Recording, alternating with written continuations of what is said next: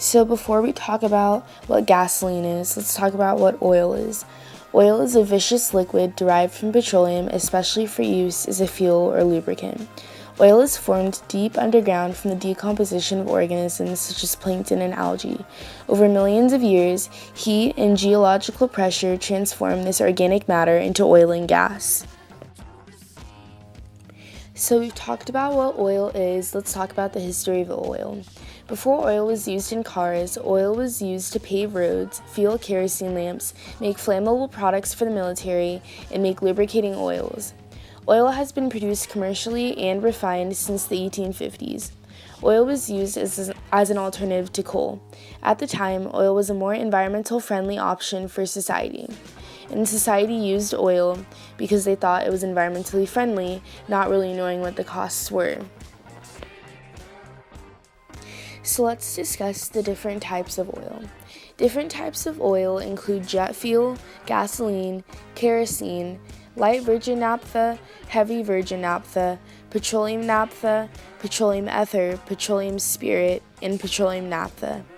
Oil is mostly consumed through road transportation, industry, and agriculture. Oil output has grown a couple billion in the past 2 years. So with the changing times come new technologies involved with oil. There's the conventional steam, which is where oil is burned to heat water to create steam to generate electricity. There's the combined cycle technology, which is where oil is first combusted in a combustion turbine using the heated exhaust gases to generate electricity. After exhaust gases are resourced, water heats in a boiler and the steam drives the turbine. Combustion turbine is when oil is burned under pressure to produce hot exhaust gases, which spin a turbine to generate electricity. Along with oil production come some advantages and some disadvantages. Some advantages are oil is found in lots of places. It's transportable through pipes, ships, and tankers. By drilling more, oil and gas prices will decrease, and opening restricted drilling areas will make billions in government money.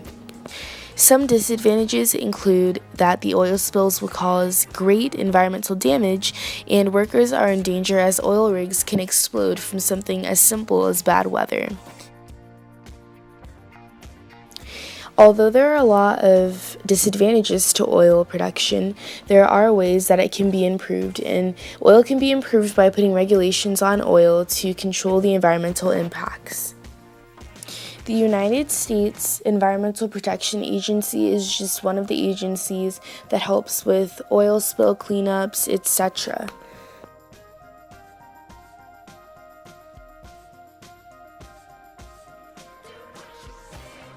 So we've talked a bunch about what oil is and how it's used, but we haven't talked about gasoline yet. So gasoline, what is it? Gasoline, also known as petrol, is a transparent petroleum-derived liquid that is used primarily as a fuel in internal combustion engines. Gasoline is considered non-renewable because it is not replenished fast enough to cover the demand. Both gasoline and oil are non-renewable. So let's talk about the history of gasoline. During the last quarter of the 19th century, gasoline was used in automotive combustion engines. Gasoline was also used to clean jets and carburetors by adding detergents. But the 1950s, oil refineries focused on high-octane fuels, but in the 1970s, they witnessed the environmental impacts and low-sulfur gasoline was introduced. So what is gasoline used for? Gasoline is used for cars, sport utility vehicles, light trucks and motorcycles, recreational vehicles and boats, small aircraft, equipment and tools used in construction, farming, forestry, and landscaping. Electricity is generous for portable and emergency power supply. Light-duty vehicles such as cars, utility vehicles, and small trucks account for about 90% of gasoline consumption in the U.S. Gasoline is based on their octane readings, 87 regular, 89 mid-grade, or 92 premium. Gasoline can be converted into energy by a process called internal combustion. Internal combustion is when a fuel such as gasoline is mixed with air and put into a cylinder. Then, a piston compresses the fuel-air mixture, a spark ignites it, causing combustion which pushes the piston. Gasoline has its disadvantages. For example, burning gasoline produces carbon monoxide, nitrogen oxides, particulate matter, unburned hydrocarbons, and carbon dioxide pollutes the air and hurts the environment. I use this picture to show how carbon monoxide is colorless and odorless. So I know, I love it. We love it when you're live from the ship. So, and we're going to talk about, everybody always asks about the oil spill. That's one of the first things they ask the Rangers. Have we completely recovered from the Exxon Valdez? I wanted to show you some of the technology behind it. You have a glass of, a container of water. I have a container of water. We're going to use something that's similar to that same crude oil that you would see before. This is a synthetic. This is a material called Marvel Mystery Oil. We use it for the demonstration because it's red and it looks great. Does it float to the top like that in the ocean as well? Is that what happens? It does, yeah. So thank goodness, because as soon as it goes to the bottom, that's when the danger really sits in. Because that's when you can't control it. So going in and putting detergent on the oil to try to clean it up makes it disappear, and the public's happy about it because it's gone, but it's not really gone. So everybody says that's maybe one of the worst things you could do. This is a polymer. Take a look at this. I'll sprinkle some on the table here. It's kind of coarse. You can put your fingers in it. It's perfectly safe. This particular material here will grab onto the oil. So here's what I want you to do is I want you to slowly sprinkle it in yours. And what you're going to see is not absorption, but adsorption. It just means that it hooks on the outside. It's AD instead of AB. So it collects take a look at it. It does collect it, kind of in a 1-to-1 ratio. So do they do this? They do this. So go ahead and keep on going. More, more, more. You can even do more. There you go.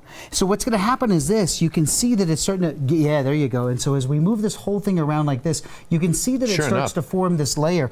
Take a look at this. I'm going to push down. Would you look at that? Sake, it's and like so a, there like it is. A little cake. Like a little cake that's there. So believe it or not, they can use this kind of technology. Gee whiz, look at this to be able to remove right out of the water. oil. So on the latest spill, not in Alaska, but the latest spill that was happening in the Gulf, they used these in film. You got it. Is that the booms we reported? And they put the polymer inside here and then would set it down so when the oil would come in contact it. The problem is there was so much oil they couldn't pick these up, haul them away fast enough to put the new ones down. But here, reach inside and see if you've got it. Look at this. It becomes a solid.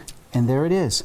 There is your solid. So there is technology. This can go on the birds' feathers and the wings. They can use this with cleanup on the beaches.